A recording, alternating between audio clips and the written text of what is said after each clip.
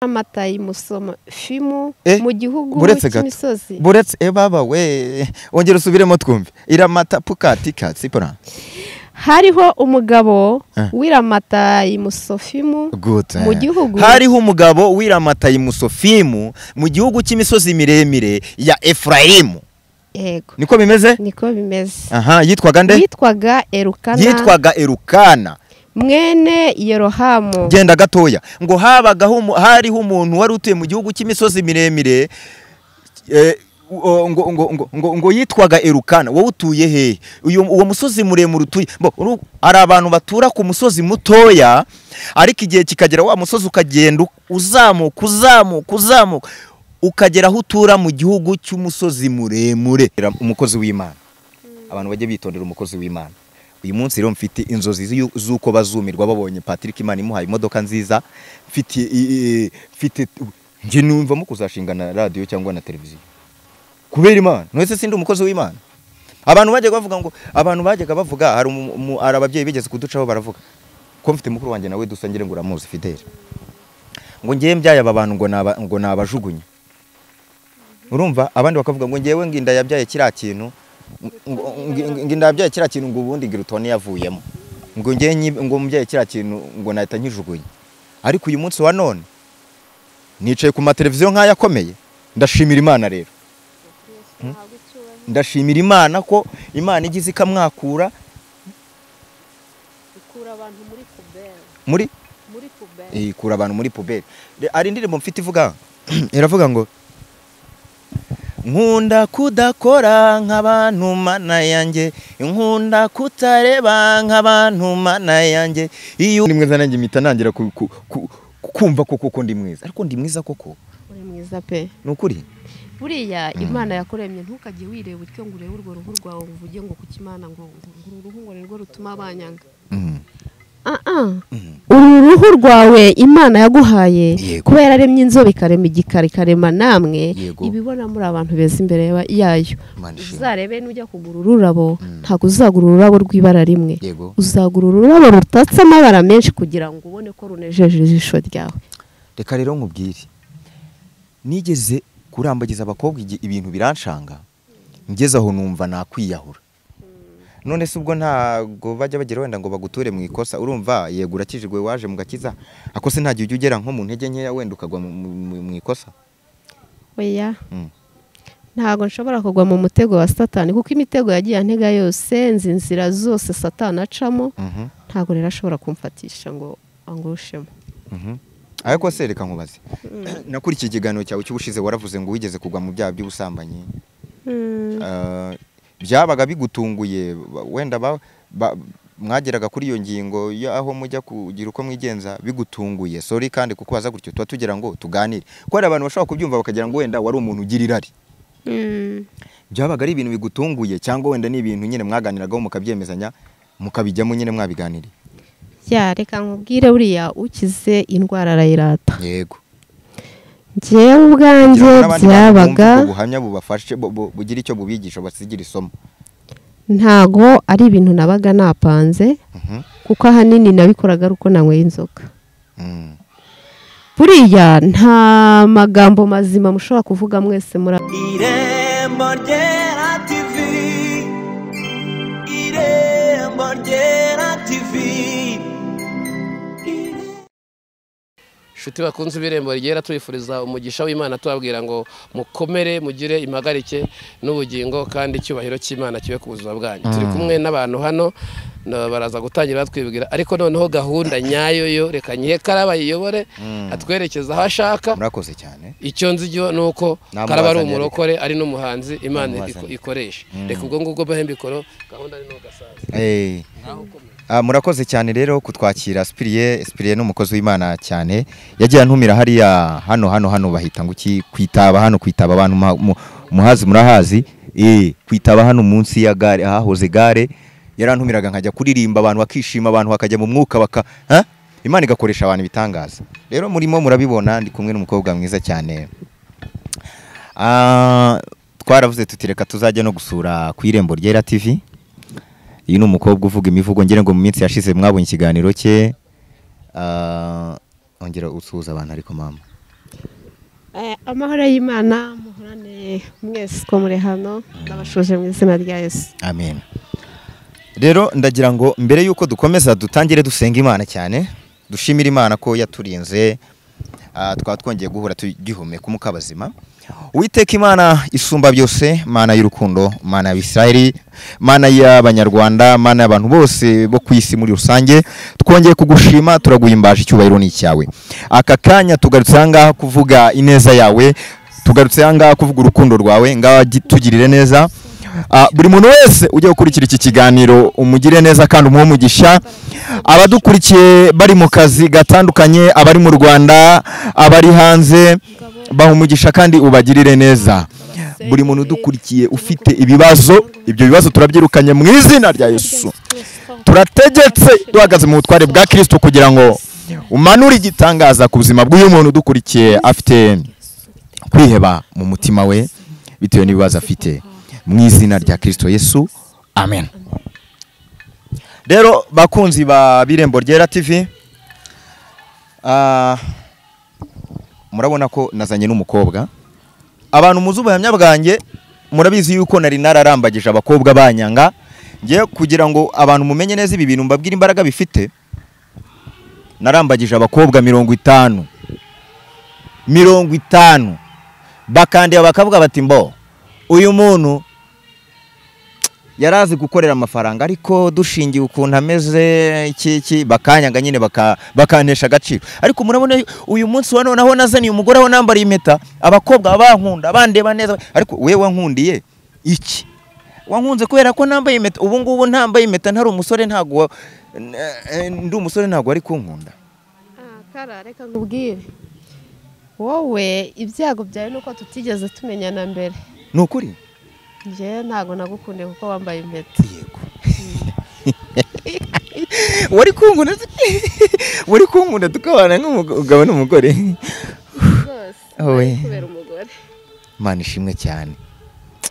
Ariko murabona yuko Imana mbese ibintu by'Imana biba biri ku murongo. Imana yararebye isanga uriye niwe nzabana nawe, ariko izana n'abandi bankunda bindi ku ruhande ariko batankundira kuba nababera umugabo cyangwa se kuba bankundira kuba ndi umukozi w'Imana.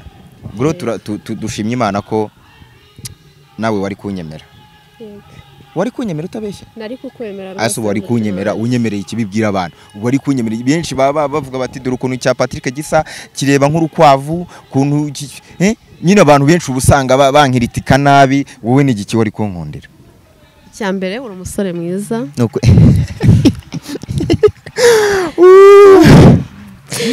ariko nayimba mbibona by the way. Nayimba mbibona. Ariko iyo umuntu ambwiye ko ndi mwiza nanjye impita nangira kumva koko ndi mwiza. Ariko ndi mwiza koko? Uri mwiza pe. Nukuri? Buriya Imana yakoremye ntukajye wireba utyo ngo urebe urwo ruhu rwawe uvuge ngo kuki Imana ngo uruhu ngo nirwo rutuma abanyanga. Uru ruhu rwawe Imana yaguhaye kubera aremye inzobe ikarema igikari ikarema namwe ibibona muri abantu beza imbere yayo. Uzarebe nujya kugura ururabo ntago uzagura ururabo rw'ibara rimwe, uzagura ururabo rutatse amabara menshi kugira ngo ubone ko runejeje ijisho ryawe. Reka rero nkubwire, nigeze kurambagiza abakobwa ibintu biranshanga, ngeze aho numva nakwiyahura. Urumva? Apana Prito numvishe nta kuyahura, ahubwo nasabye Imana kugira ngo inkure ku isi birangire, ibyo kubaho kwanjye birangire. Ariko kubera ko Imana buri ari ingambireho byinshi, buri Imana itureberera aho twe tutabasha kureba. Yarizi ko isa nk'iye nzaba mfite umudamu mfite n'umwana. Urumva rero nshimye Imana ko uyu munsi wa none yasobanuye ibintu nanjye nkabasha gutuza. Ese ubundi harya cyagiye wabwiye abantu ko uri umukobwa, uri umugore? Ngende umufiyemera. Wabyariye mu rugo? Wabyariye mu rugo? Wabyariye mu rugo. Ntago bigeze bakwataka ngo bakubwire nabi? Mu rugo? Mfite ababyeyi bafite umutima wa kibyeyi, bafite uburere bwa kimuntu. Nukuri? Ntago bigeze bambwira nabi. Mana ishimwe cyane. None se ufite umukunzi? kuri iyi saha umukunzi wanjye ni Yesu. N'umukunzi wawe ni Yesu. Bivuze ngo ntawe urumva se arya ubundi twari tugeze hako twazikine bazadutumiye muri movie nge nawe tukajya twikinira muri filime. Twanabibasha. Urabona tutabibasha? Twabishobora pe. Gereza kamikora ariko twabibasha cyane. Nuko nibyo nakubwiraga urugendo rwanjye rwo kubengwa n'abakobwa. Yego. Kandi noneho uzi ikibazo abakobwa bambengaga. Kugira ngo se banasaga nawe ukuntu usa. Reka ni umukobwa wasangaga adaheruka koga inshakwa hazara bayikuntu zaragugiranye bene ahangaha mu nshakwa. Ariko none ukuntu usa uragakobwa keza by the way. Ngira ngo n'abantu barimo barabibona. Ahubwo se abahungu kuki nta muhungu kurambagiza bite bimeze bite? Kuri isa ntago iragera. Yegereza kamikoro ariko dore mikoro ukuntu bayifata gutya. Ifata mikoro neza wigira isoni we. Buriya isa ntago iragera kugira ngo muri umukunzi. Yego. Urashaka umukunzi umeze gute se? Urashaka umukunzi ufite intumbero y'ejo hazaza heza. Aha, okay, uwo gerageza mbwira urashaka umukunzi umeze gute? Kandi umukunzi ukijijwe. Aho kora hanga urakoze cyane ma. Imana iguhe umugisha. Uzi impamvu ngushimiye? Hari umukobwa ujya kubaza afite nk'ibibazo ashaka ko umusengera akakubwira ngo ngewe ngo ndashaka umuhungu ngo w'inzobe muremure cyangwa se mugufi ufite amaso manini ariko urashaka ufite amaso manini abafite amaso matoya nkatwe tuzajya he ngo ndashaka umuhungu ngo ukora akazi kandi ugasanga we nta na diploma agira yarangirije mu wa kabiri secondaire primaire. Uwo mukobwa yararangije mu wa kabiri hehe? Primaire. Na primaire kabyari. Ariko ugasanga ngashaka umuhungu warangije kaminuza. Ariko mwabakobwa mwe umuhungu warangije kaminuza uzajya kuzana umukobwa warangije mu wa kabiri primaire. Ubwo mwebwe mwamwumva mutarimo kubagondoza. Atari Imana ivuze. Mwamwumva hatarimo kugondozanya. Shaka umuntu byibura ubona ko muhuje n'ibitekerezo. Umuntu afite IQ iri hejuru. Umuntu afite IQ iri hejuru. Ibyo avuga nturimo urabyumva ariko ngo ndashaka umuhungu ngo warangije kaminuza. Abandi bahungu nabo ngo ndashaka umukobwa warangije kaminuza. Kandi ugasanga ngo ubivuga ntigeze akandagera no mu ishuri mugabanye kugorana. Abantu ntukavuge ngo tuvuze nabi. Tumerewana? Turi kugendana? Turi kumwe. Good. So reka nkubitsemo kakagofero k'abasaza maje kugira hejuru rero ubona ku bwanwa bwanjye to. Abantu nta nubwo bari bazi ubwanwa bwanjye nubwo to. Karakuze manirwa njya kubwogoshe. Yego. Turashima Imana ko yaduhaye n'ubwanwa. Ibintu byose cyo tubishimira Imana. Abimana yahaye ubwanwa mwishimira bitahaye ubwanwa nayo namwe mujye mwishimira ibintu byose biberanaho kugira ngo biheshe Imana icyubahiro. Uw'Imana ibona ndimo ndayihesha icyubahiro n'utu twanwa twanjye ivuga ati karabo koko. Karabo genda usugira usagambe. So tugaruke hakuno. Ndagira ngo karagaciyemo mba ngira ngo n'abantu mwishime ubundi kera ibifura uzi byari byo? Ibifura ni ibifura bitakundaga kuganira. Waratebyaga bakarakara bakivumbura ku nkono igiye gushya ngo ngiwe ngo barimo baramvuga ukuntu ngo cyangwa barimo baravuga ngo ngiwe ngo ntabwo nongera kuganira nabo. Abo bantu babitaga ibifura. Rero ibyo turimo tugira ngo umuntu anyuzemo munishime. Ndagira ngo usomire ijambo ry'Imana bantu mukurikiye iyi televiziyo Irembo Ryera TV. Mumbabarire mufate Bibiliya zanyu abaziri hafi ariko abatwaye imodoka mwirinde turabasomera mutaza gutana ariko abantu batuje muri pause mufate Bibiliya zanyu dusome ijambo ry'Imana. Reka nsabe uyu mukobwa wanjye udusomira ijambo ry'Imana mba namwegereje kugira ngo abe hafi yanjye mu kiganiro. Ngiye kujya mu biganiro ndi kumwe n'abantu cyane kandi ngira ngo mwarabibonye ko natangiye kujya mbikora. Dusomira ijambo ry'Imana.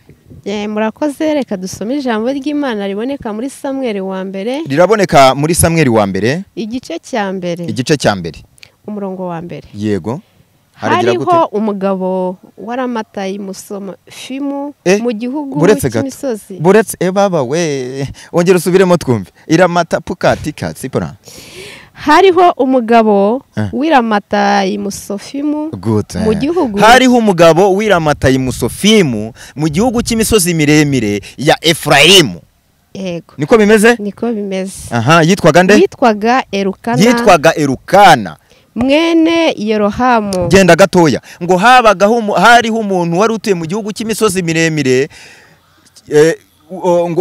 ngo yitwaga Elukana. Wowe utuye he? Uwo musozi muremure utuye, hari abantu batura ku musozi mutoya, ariko igihe kikagera wa musozi ukagenda uzamuka ukagera aho utura mu gihugu cy'umusozi muremure.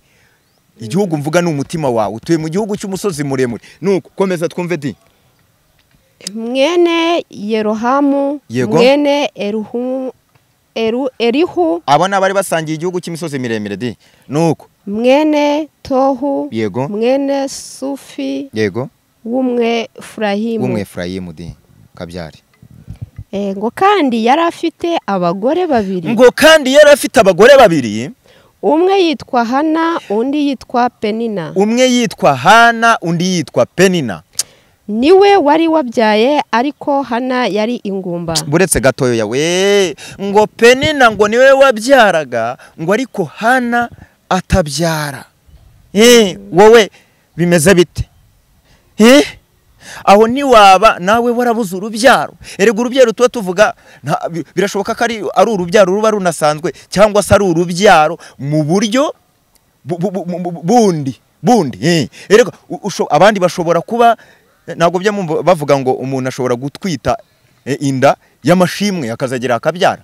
Uyu munsi wa none uragerageza, aho ntabwo waba ugerageza gukora bikanga, ukagerageza gucuruza bikanga, ukagerageza guhinga imirimo ikarumba, ukagerageza korora ibyo woroye ntibitanga umusaruro. Komeza twumve di.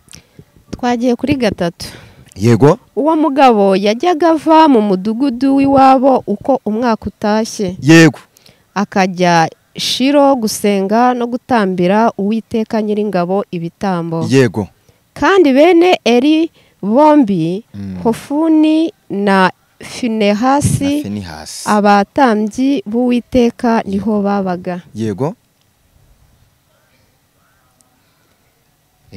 Telefone irazimye?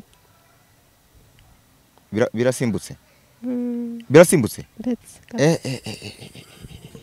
Twakomeje 4. Umunsi Elukana yatambaga igitambo, yendaga imigabane akayiha umugore we Penina. Yego, kuko yabyaraga. Yego. N'abahungu be n'abakobwa be. Yego, we Hana byaramuhaza. Hana yamuhaga 2 kuko yamukundaga. Ngo we yamuhaga ibirutaga, yamuhaga ibiruta ibyo wa wundi wabyaraga. Ariko urumva Imana ni nkuko abantu babona Imana yandemye gutya, bamwe bagatekereza bati uriya ntago mashaka kumureba, ariko Imana ikareba bya bindi abantu batifuza ko mbona. Imana ikajya igenda ibimpa ititaye kwa kunda abantu bamfata. Haleluya. Komeza twumve this way.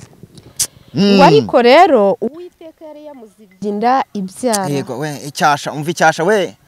Uzi ko ushobora kuba uri umutunzi ufite ibintu byinshi, ariko akaba ari ikigeragezo kimwe abanze bawe buririraho bakagukwena we. Ariko uyu munsi wa none umva nkuzaniye ijambo, buretse uryumve neza. Kurikira tugende.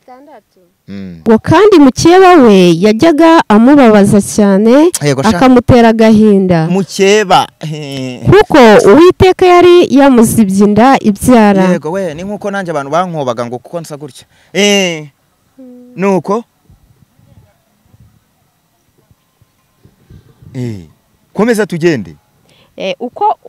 Uko niko umugabo we yagenzaga uko umwaka utashye. Kandi iyo yajyaga mu nzu y'Uwiteka, mukeba we yamubabazaga, atyo nicyo cyamurizaga akanga kurya. Nawe jya mama, jya uhumura, ibyo bigeragezo bigiye kugenda, bigiye kuvaho mu izina rya Yesu. Turasenga Imana mu kanya, turigaragura hasi, turasenga Imana icyo kibazo cyawe turakirukana mu izina rya. Ejo bundi nari ndahano, uretse gatoya ndahita mubwira, telefone ni kuzimana umbwira.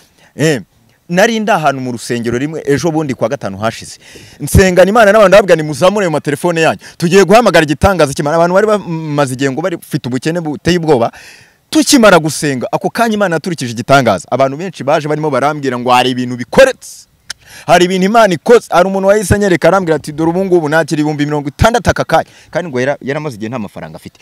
Mu ijuru dufite Imana yumva amasengesho dufite Imana yumva gutaka kw'abayo uyu munsi aka kanya urimo urareba iyi video Imana igutabare igukure muri icyo kigeragezo ufite mu izina rya Yesu uyu munsi Imana igukure mu menyo y'abasetsi uyu munsi Imana izihindura amagambo uyu munsi Imana izihindura amateka aho ngaho mu izina rya Yesu komeza twumve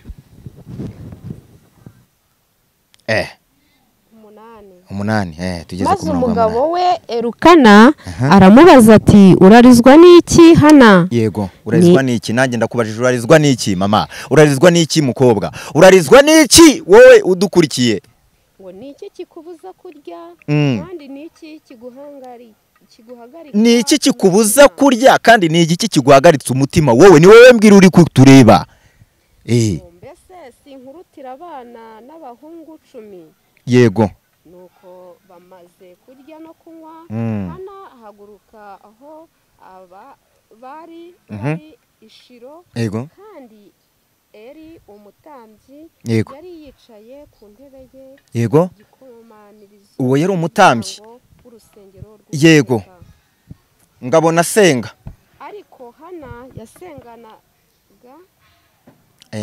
yasenganaga Uwiteka agahinda arira cyane yego arira asengera mu mutima nkuko nawe urimo urasengera mu mutima uvuga uti Imana iki kigeragezo ibyo urimo urereka Imana irimo irabireba irimo irabibona icyo cyasha ufite ayo magambo abantu bakuzengereje bakuvuga Uwiteka uyu munsi amanure ayacecekeshe mu izina rya Yesu amanure igitangaza cyo kwacecekesha nuko twigendere ahiga umuhigo aravuga ati Nyagasani nyingabo nureba umubabaro w'umuja wawe ukanyibuka ntunyibagirwe akampa umwana w'umuhungu nzamugutura Uwiteka abe ari we iminsi yose yo kubaho kwe kandi icyuma cyogosha ntikizamugere ku mutwe gezaho Imana iguhe umugisha cyane urakoze cyane urakoze nawe uyu mugabo witwa Elukana ni umugabo ngo wabaga mu gihugu cy'imisozi miremire ya Efurayimu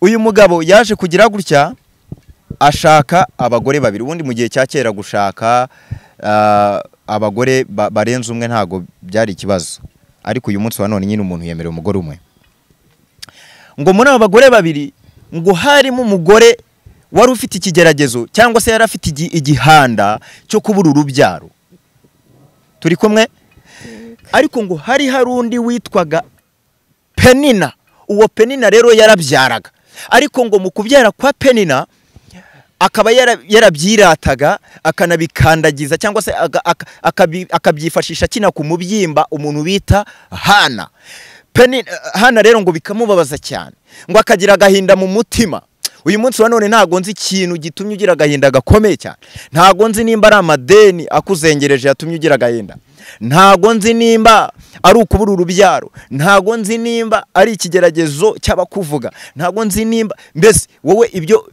ikigeragezo cyawe ntago nkizi ariko mu ijuru dufite Imana yiteguye kukugirira neza ikagikuraho mu izina rya Yesu amen. Hana rero ngo yakomeje gusengana Imana agahinda mu mutima ngo umutambyi nawe ntiyaza kumenya yuko Hana arimo arasenga Imana ngatangira kumucira urubanza reka mbabwire inshuti zanjye ntimugacire umuntu urubanza mutari mwamenya ubusabane agirana n'Imana ushobora kubona umuntu arimo aragenda nivugisha mu nzira ugatangira ngo uriya ngo yarwaye mu mutwe kumba afite ibigeragezo byamurenze umuntu yigeze kutubwira akantu turi mu rusengero atubwira ngo abantu bari mu modoka ngo barimo bateze bisi ngo bageze ahantu mu ikorosi ngo umugabo umwe ngahita yityigiza ngo aravuga ngo asyegawe ngo nibashaka bakinyweraho ngo abantu bari muri bisi baraseka uyu munsi bigeragezo ku isi abantu bafite ibigeragezo biteye ubwoba ariko ndagira ngo mbabwire ngo Imana yacu yiteguye kugirira neza abana bayo reka mbabwire no mu butayu bukomeye Imana ijya yitamurura ikarengera umuntu wayo urumva uyu Penina rero ngo yakinnye ku mubyimba umuntu bita Hana aramujegeza pepe ngo akajya ubwo yamwirataga akambwira ati ngiye narabyaye nararemesheje wowe ntubyara ubundi wowe umaze iki ari abantu bashingira ku bigeragezo turimo bakadufataho ijambo ariko reka mbabwire uyu munsi abantu bagufashe ijambo uyu munsi Imana iguteza intambwe nawe ubafateho ijambo mu izina rya Yesu ubafateho ijambo ubabwira uti mu ijuru hari Imana ikura ku cyavu, mu ijuru hari Imana itanga urubyaro. Uzashima Imana mu rusengero bakureba. Imana ni igitanga urubyaro. Imana irarutanga. Reka nkubwire ntibambwiye ngo uri umufiyemeri nta mugabo ugira, ariko kuba waranabonye urubyaro ujye ubishimira Imana. Satani ntizakwihebeshe. Bangese babuze urubyaro, ariko uyu munsi umuntu wabuze urubyaro Imana imuha urubyaro mu izina rya Yesu. Amen.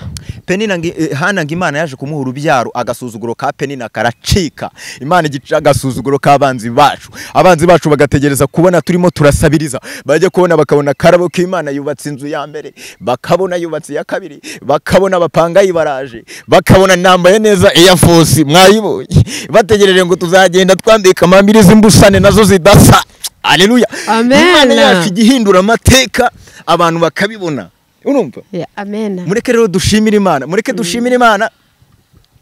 Nk'ubu ngubu ngiye mu minsi yashize mu myaka ishize Spiriye uyu nguyu nyiricano y'irembo ryera najyaga mubona ahantu harimo arabwiriza nawe uvuga ngo uriya Spiriye ubona ibigeragezo byari singuri yawe yicaye ibigeragezo byari byaramukubise, noneho yabwiriza mu rusengero inda se wapfaga kuyibona yari yaragiye dore yagiraga ariko yasimbukaga nkisha ishura yizi.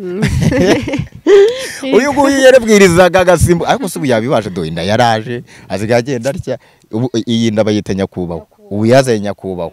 Rero ndagira ngo mbabwire ngo abantu bazi bitwicariye ariko ntago baramenya ibitwicayemo.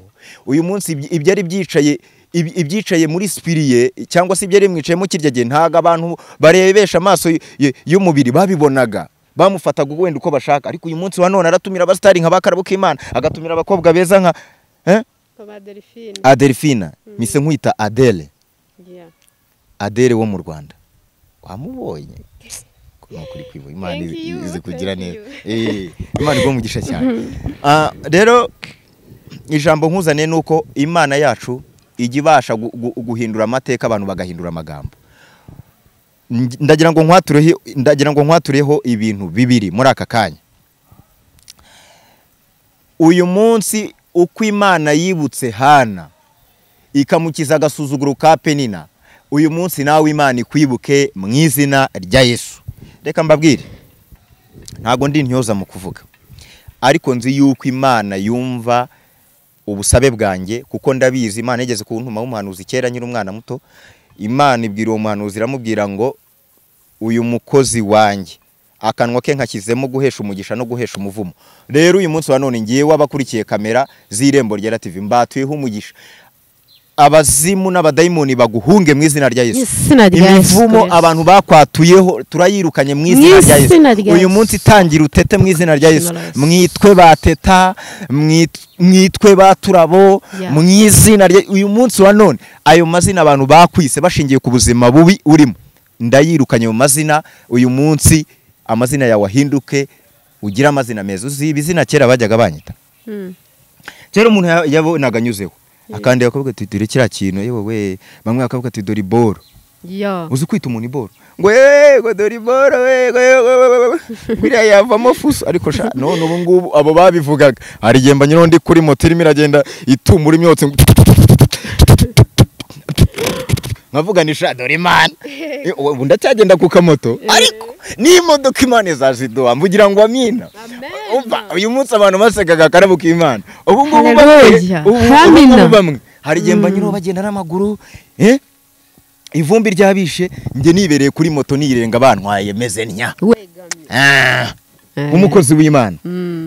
Abavugaga ngo Patrick ngo ntago azashaka abakobwa barambenze ngo ntibanyemera. Uyu munsi mu rugo turateka ibintu bisobanutse amafiriti tugateka, bandi wenda barimo bararya iki umushogoro nabo bawubuze bagiye kuwusaba.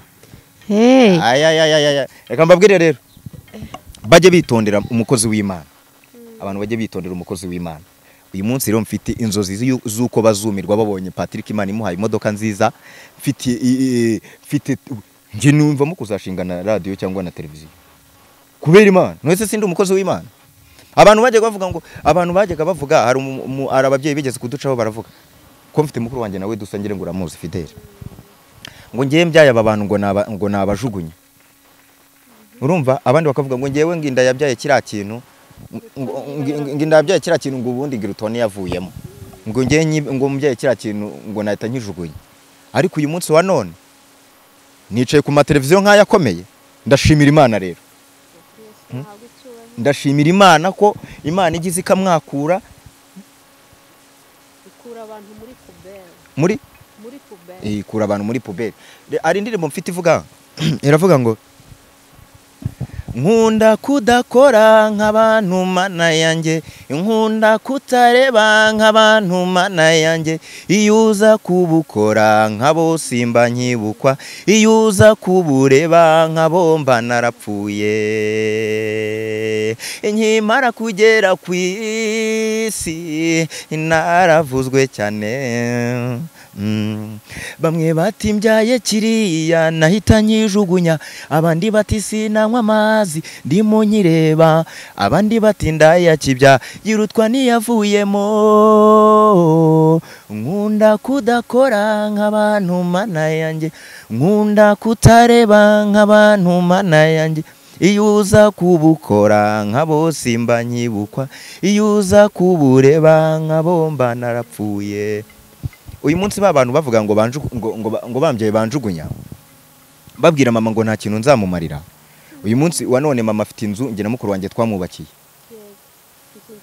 si wayibonye niwahageze uyu munsi wa none mfite inzu yanjye mfite niyo mpabandi bantu banyishyura mukuru wanjye afite inzu Imana ibasha kutwambika igakoresha abantu b'Imana tukajya kuririmba abantu bakaduhisha umugisha tukambara neza ubwo se abantu ntibumiwe iyi sura yanjye iri mu kazi kose irimo iracuruza reba kuri izi views hepfo ubu se basipiriye bose ntibarimo barajya guhembwa kubera bakoresheje karabo k'Imana ubwo se naba ntari umumaro abantu bakandeba bigezanga reba umuntu wandebye kuva ikiganiro kigitangira kugeza iyi minota urumva ntari umumaro se ntazagire rero umuntu ugusuzugura nawe uri umukozi w'Imana ukuremwe kose biramaze ukusa kose biramaze upfa kuba wararemwe n'Imana abantu nibaguha agaciro kawe mu izina rya Yesu rero dushimiye Imana ko igica agasuzuguro k'abadayimoni abantu bakumirwa tugiye gusenga ariko mu kuba tugiye gusenga ndizera ko abantu mwafashijwe mwe muretse kugenda mbanze mbaye nimero yanjye nyuma gatoya mitenganira na Delphine gatoya cyangwa se Adele ubundi tuze gufatikanya dusenga n'Imana tugiye gusenga mu kanya ducagagure iminyuru y'abadayimoni ducagagure karande twirukane tubohoze ibyacu satani yanyaze tubohoze ikirere cy'umwuka uyu munsi nawe wongere usenge wumve ukonegitana n'ikirere cy'Imana mu izina rya Yesu amen nimero yanjye abaza gushaka ko dusenga n'Imana ngewe reka mbabwire ntago nababwiye ngo sindi ntyoza mu kuvuga ariko njya nsenga n'Imana n'abantu Imana ikumva amasengesho yanjye igakora ibitangaza muri abo bantu nasengeye rero fata nimero yanjye uze kumpamagara dusenga n'Imana nimero yanjye ni 078 688 55 784 abari hanze wandika akamenyetso ko guteranya 250 78 688 784 YouTube yanjye yitwa Akarabo k'Imana TV mujye murebe ibihangano nakoze rero uyu mukobwa nawe ninjye navumbuye impano yari ahantu namusanze hano ku rusengero nawe ufite impano nimba ufite impano uze kumamagara kuri iriya nimero ariko ufite impano itavangiye ubundi tuzarebe ko twayipromotinga nuko Adelphi karame nge nabonye impano yawe numva ndakwikundiye none nta nubwo nari nzi ko wenda wahuye n'ibibazo nk'ibyo wambwiye kuko ntago ari ibibazo wenda byo kubyara burya si ibibazo kubyara n'ibisubizo wenda ntago wabyaye mu buryo wenda sinzi byo ntago twabyinjiramo ariko dushimiye Imana ko uyu munsi wa none ibibazo wanyuzemo Imana yabashije kubigutambutsamo yego sibyo none se Adelphi ubundi mu ntumbero ufite intumbero yihe muri iyo mivugo yawe nanjye kuba nk'umunyamakuru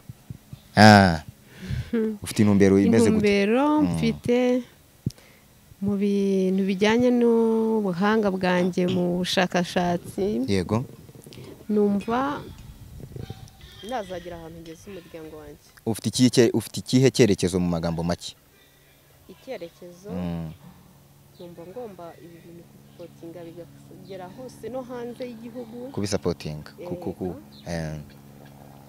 ko ubu ni ubuhamya bwiza, ni ubutumwa, ngomba kugira abantu intego yo guhindura abandi. Yego. Kandi nimara kubahindura hari abo numva nayo nkeneye kuzafasha nkabavanaho bari nkabahindura. Noise Delphi, okay good. Wambwiye ngo iyi ndege nayo irimo irasakuza. Imana ibageze amahoro, aba n'abantu bateze indege nanjye ariko nzajya sindajya mu ndege. Do. Ariko nanjye nzayijyamo sha. Amaherezo mfite umva iyo ndege hari igihe nanjye nzayitega ntago banyumva ariko ntacyo umva. Yego. Rero icyo nakubwira. Ubundi mu buzima bwawe urabona ko wahuye n'ibibazo bitandukanye, nta mugabo ufite, nta bihungu by'ibigoryi bijya bigutereta. Ibigoryi birahari bishaka ko byo bize ntibyabura. Uko mwigenza. Ntago byabura muri iyi. Uhuriyemo n'intambara nyinshi mu kuba warabyaye uri umufiyemeri. Yego. Ubwo se baza bakubwira ngo iki? Gerageza umbwire. N'ibigabo by'ibikire nyine biza byitwaje amafaranga. Bigashaka kugira ngo bikugire igikoresho cyabo. Wewe bakakubwira ngo iki? Wenda kaza aparitse nk'imodoka. Arabanza akakwiyegereza, kubaza adresse zaho barizwa, kaza mu rugo buriya iyo umuntu wamuhaye adresse, wamuhaye karibu. Kaza yibarishwa, atangira ati ngenda shaka umbyarira umwana, nzaguha amafaranga ushaka yose, kumbyarira umwana. Nkabo rero njyewe ubasubiza ngo iki? Ngo ndi igikoresho cy'abakire. Wenda hari ugutereta afite gahunda ko kujyana kandi ari n'umukire. Usanga afite undi mugore? Aba bafite abagore. Uba wabimenya neza wababajije. None se ubwo ntago bajya bagira wenda ngo baguture mu ikosa, urumva yego urakijijwe waje mu gakiza, akose nta gihe ugera nko mu ntege nkeya wenda ukagwa mu ikosa. Ntago nshobora kugwa mu mutego wa Satani kuko imitego yagiye antega yose, inzira zose Satani acamo, ntago rero ashobora kumfatisha ngo angushemo. Ariko se reka nkubaze. Nakurikiye ikiganiro cyawe cy'ubushize waravuze ngo wigeze kugwa mu byaha by'ubusambanyi. Byabaga bigutunguye wenda mwageraga kuri iyo ngingo aho mujya kugira uko mwigenza bigutunguye. Sorry kandi kuko waza gutyo tuba tugira ngo tuganire. Ko hari abantu bashobora kubyumva bakagira ngo wenda wari umuntu ugira irari. Byabaga ari ibintu bigutunguye cyangwa wenda ni ibintu nyine mwaganiragaho mukabyemezanya mukabijyamo nyine mwabiganiriye? Reka nkubwire buriya ukize indwara arayirata. Yego. Njyewe ubwanjye byabaga ubuhamya bubafashe bugira icyo bubigisha basigira isomo. Ntago ari ibintu nabaga napanze kuko ahanini nabikoraga uko nanyweye inzoga. Buriya nta magambo mazima mushobora kuvuga mwese muri abasinza yabaraye ubupfapfa. Wabaga wanyweye? Nabaga nanyweye. Ikintu wanywaga se ndabizi ko hari abantu banywa, nise kuki utanywaga wenda utuntu dukeya ku buryo utaza kugeraho ukora ibyaha nk'ibyo? Rero buriya inzoga buriya niba unayinyweye ugomba kuyinywa ukayihaga. Ugomba kuyinywa ukayihaga ukavuga uti igihe nanywereye inzoga iki kirahagije noneho reka ndekera ahangaha. Ntuzanywe ngo wisondeke.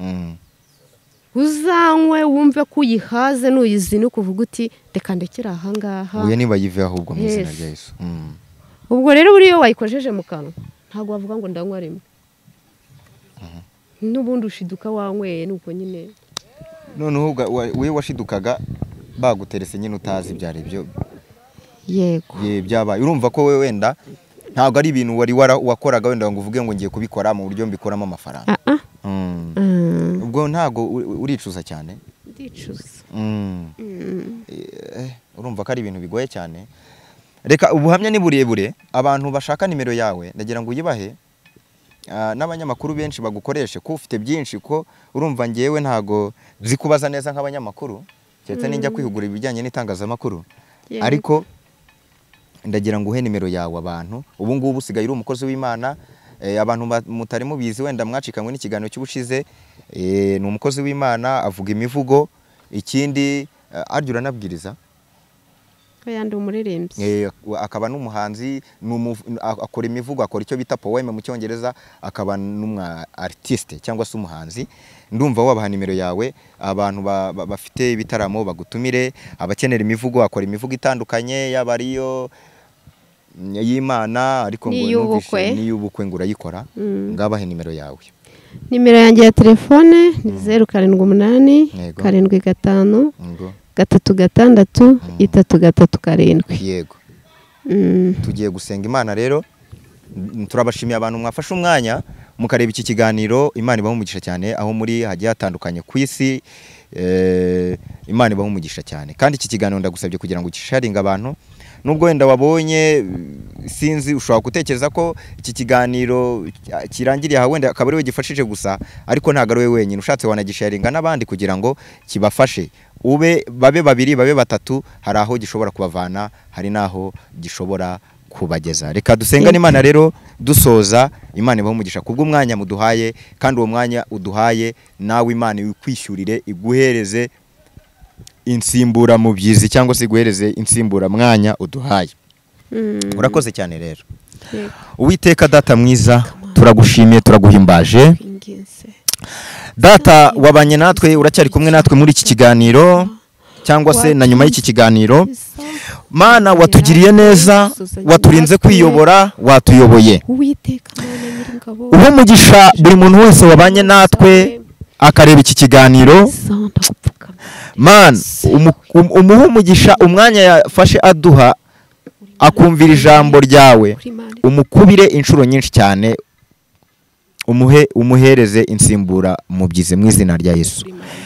Nsabiye umugisha abantu bose bahisemo inzira yo kukumenya, kuko ntabwo ayo mahirwe hari abantu benshi batari bagira ayo mahirwe cyangwa se batari babasha kumva ko aya mahirwe yo kuza muri wowe ari amahirwe y'umumaro. Rero umugisha buri muntu wese wakumenye akayoboka inzira yawe. N'abantu batari baza mu nzira yawe Data Nyiringabo, turabasabiye kugira ngo ubazane mu izina rya Yesu.